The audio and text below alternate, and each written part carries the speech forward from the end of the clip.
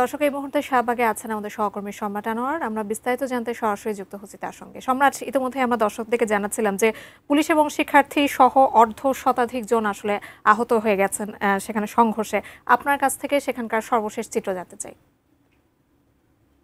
ঘটনার পরপরই কিন্তু আমরা দেখেছি যে এই ইন্টারকন্টিনেন্টালের এখান থেকে একদম শাহবাগ মোড় পর্যন্ত বুয়েটের সহ অন্যান্য যে প্রযুক্ত বিশ্ববিদ্যালয়ে যার সব শিক্ষার্থীরা রয়েছেন, যারা আন্দোলনের সপক্ষে রয়েছেন, তারা এখানে অবস্থান নিয়েছেন এবং তারা পুরোটা রাস্তা এখানে তারা বন্ধ করে ফেলেছেন। এবং বন্ধ করে দেওয়ার ফলে যেটা হচ্ছে যে সাধারণ জনগণের যে যাতায়াত সেটি বন্ধ হয়ে গেছে এবং তাদেরকে বিকল্প সড়ক ব্যবহার করতে হচ্ছে।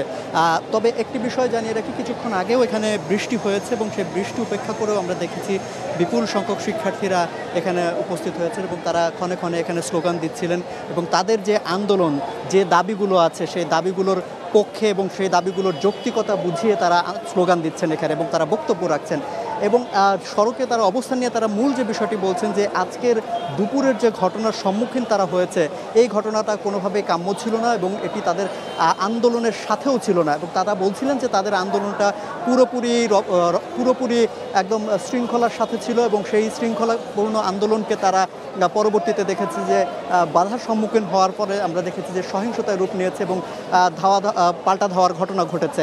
এবং এই ঘটনার পরিপ্রেক্ষিতে এখন এইখানকার যারা অবস্থান নিয়ে আছেন তারা দাবি করছেন যে উপদেষ্টা পরিষদ যারা আছেন এবং সেই পরিষদের মধ্যে থেকে এখানে উপদেষ্টাদের কয়েকজনকে আসতে হবে এবং তারা এসে আজকের যে ঘটনাটি ঘটেছে সেই বিষয়ে আসলে দুঃখ প্রকাশ করতে হবে। তো এই বিষয়টিরই আসলে এখানে আমরা একটু কথা বলবো। আমাদের সাথে এখানে কয়েকজন আন্দোলনকারী এখানে উপস্থিত হয়েছেন, আমরা একটু তাদের সঙ্গে কথা বলবো। আপনাকে স্বাগত জানাচ্ছি। আজকের যে আন্দোলনটি হলো, দুপুরের যে ঘটনা ঘটলো, তারপরও আপনাদের এই যে এখানে অবস্থান কেন?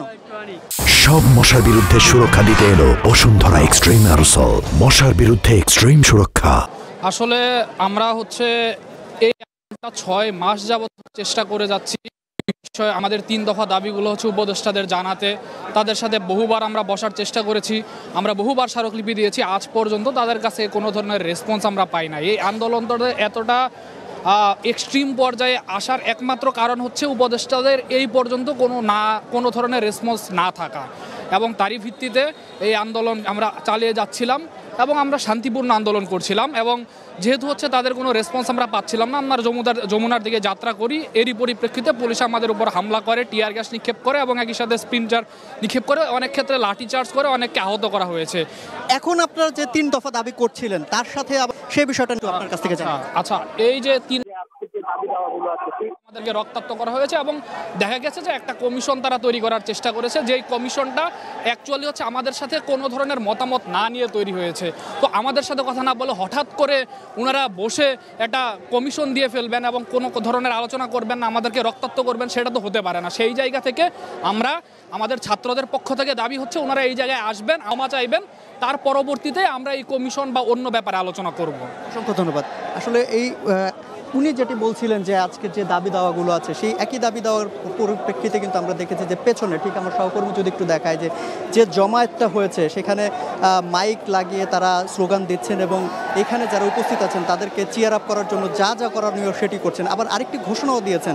আপনারা জানেন যে শুধুমাত্র কিন্তু ওই ঢাকার যে প্রযুক্ত বিশ্ববিদ্যালয়গুলো রয়েছে তারাই নয়, ঢাকার বাইরে থেকেও বিভিন্ন জায়গা থেকেও এখানে শিক্ষার্থীরা উপস্থিত হয়েছেন এবং বুয়েটের পক্ষ থেকে এখানে কিছুক্ষণ আগে ঘোষণা দেওয়া হয় যে সব শিক্ষার্থীরা ঢাকার বাইরে থেকে এসে তারা যাতে আজকে রাতে পারে এবং কোনোভাবেই তারা বারবার নিশ্চয়তা দিচ্ছে এবং বারবার তারা দাবি করছে যে কোনোভাবেই তারা আজকের যে আন্দোলনের যারা অংশ নিয়েছেন এবং যে দাবিগুলোর পরিপ্রেক্ষিতে তারা রাস্তায় নেমেছেন সেই দাবিগুলো পূরণ না হওয়া পর্যন্ত তারা এই জায়গায় আন্দোলনের যে জায়গা সেই জায়গা থেকে তারা সরবেন না।